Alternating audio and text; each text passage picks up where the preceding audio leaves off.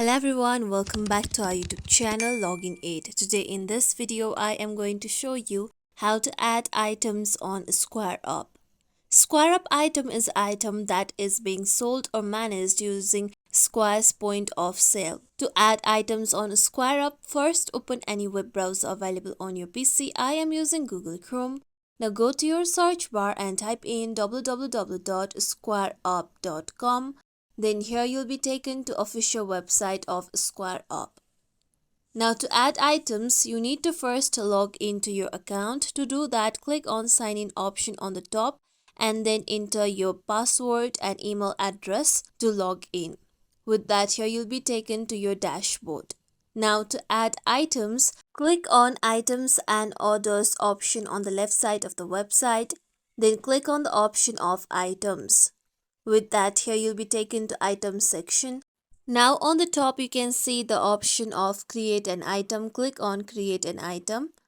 With this, now here you need to enter your information regarding your item. So first you need to enter your details. Enter the name of the item. Then here you need to enter the description.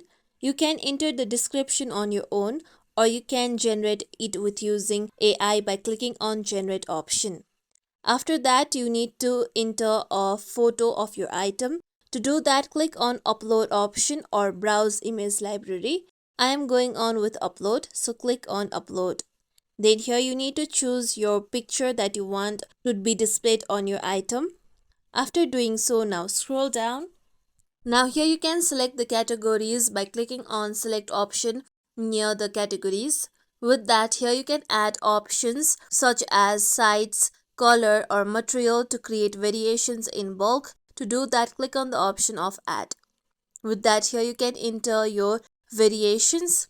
These are the optional choices. With that, here you can also allow customization such as add-ons or special requests. So click on add so that you can add the modifiers. With that, here you can also enter your custom attributes. To do that, click on add option on the side.